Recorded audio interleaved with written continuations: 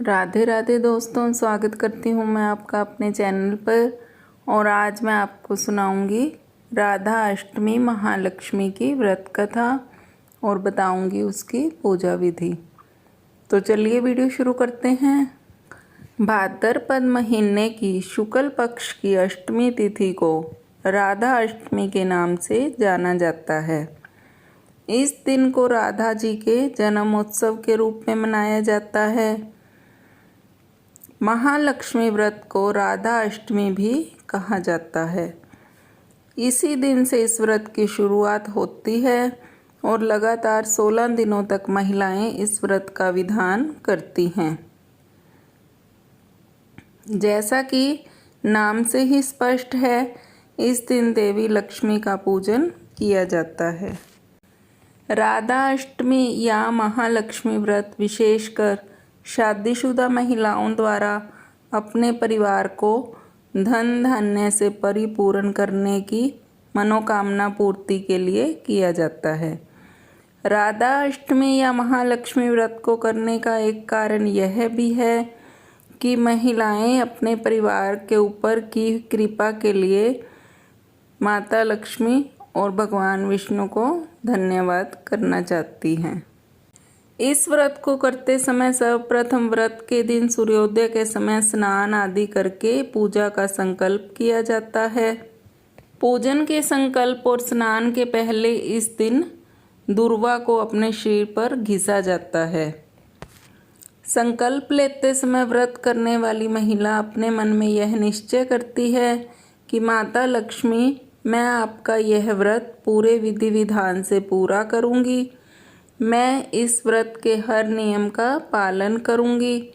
वो कहती है कि माता लक्ष्मी मुझ पर कृपा करे कि मेरा यह व्रत बिना किसी विघ्न के पूर्ण हो जाए। इस संकल्प के बाद एक सफेद डोरे में 16 गठान लगाकर उसे हल्दी से पीला किया जाता है और फिर उसे व्रत करने वाली महिला द्वारा अपनी कलाई पर बांधा जाता है। अब पूजन के वक्त एक पाटे पर रेशमी कपड़ा बिछाया जाता है। इस वस्त्र पर लाल रंग से सजी लक्ष्मी माता की तस्वीर और गणेश जी की मूर्ति रखी जाती है। कुछ लोग इस दिन मिट्टी से बने हाथी की भी पूजा करते हैं। अब मूर्ति के सामने पानी से भरा कलश स्थापित करते हैं और इस कलश पर अखंड ज्योत प्रज्वलित करते हैं। अब इसकी पूजा सुबह और शाम के समय की जाती है और मेवे तथा मिठाई का भोग लगाया जाता है।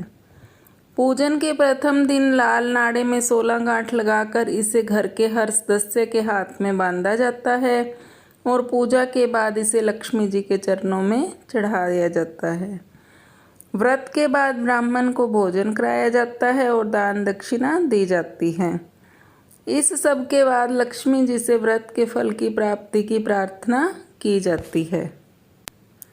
इस व्रत के संदर्भ में कई कथाएं प्रचलित हैं, पर आज मैं आपको 2 कथाएं सुनाऊंगी। पहली कथा इस प्रकार है। बहुत पुरानी बात है, एक गांव में एक ब्राह्मण रहता था।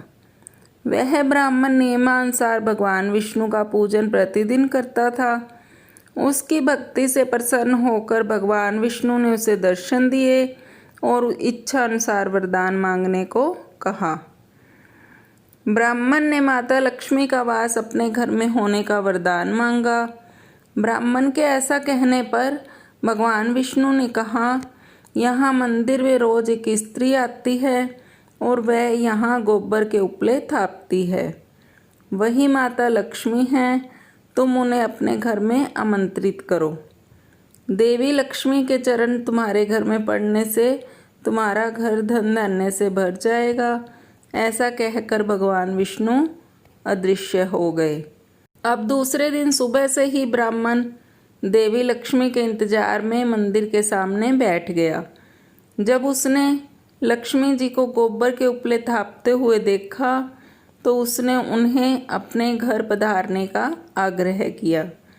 ब्राह्मण की बात सुनकर लक्ष्मी जी समझ गई कि यह बात ब्राह्मण को विष्णु जी ने ही कही है, तो उन्होंने ब्राह्मण को महालक्ष्मी व्रत करने की सलाह दी।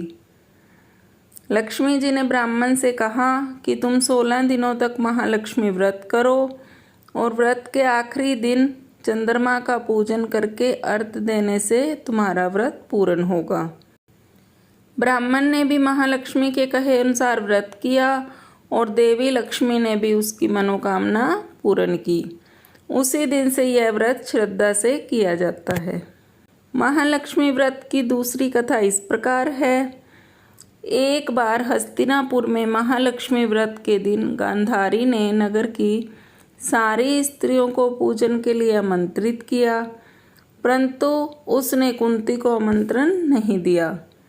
गांधारी के सभी पुत्रों ने पूजन के लिए अपनी माता को मिट्टी लाकर दी और इसी मिट्टी से एक विशाल हाथी का निर्माण किया गया और उसे महल के बीच में स्थापित किया गया। नगर की सारी महिलाएं जब पूजन के लिए जाने लगीं तो कुंती उदास हो गई। जब कुंती के पुत्रों ने उसकी उदासी का कारण पूछा तो उसने सारी बात बताई। इस पर अर्जुन ने कहा, माता आप पूजन की तैयारी कीजिए, मैं आपके लिए हाथी लेकर आता हूँ। ऐसा कहकर अर्जुन इंद्र के पास गया और अपनी माता के पूजन के लिए ऐरावत को ले आया। उसके बाद कुंती ने सारे विधि विधान से पूजन किया और जब नगर की अन्य स्त्रियों को पता चला कि कुंती के यहाँ इंद्र के ऐरावत आया है तो वे भी पूजन के लिए उमड़ पड़ी और सभी ने सविधि पूजन संपन्न किया। ऐसा कहा जाता है कि इस व्रत की कहानी 16 बार कही जाती है और हर चीज या पूजन सामग्री 16 बार चढ़ाई जाती है। तो दोस्तों, आपको मेरी वीडियो कैसी लगी मुझे कमेंट बॉक्स में ज़रूर बताएं। अगर आपको मेरी वीडियो अच्छी लगे तो मेरी वीडियो को लाइक कीजिए, शेयर कीजिए और मेरे चैनल को सब्सक्राइब करना मत भूलिए। पास में लगे बेल आइकन को भी ज़रूर प्रेस करें जिससे कि आने वाले नए वीडियो की नोटिफिकेशंस आपको सबसे पहले मिल पाए। Thanks for watching. मिलते हैं नई कहानी के साथ अगली वीडियो में। तब तक के लिए राधे राधे दोस्तों।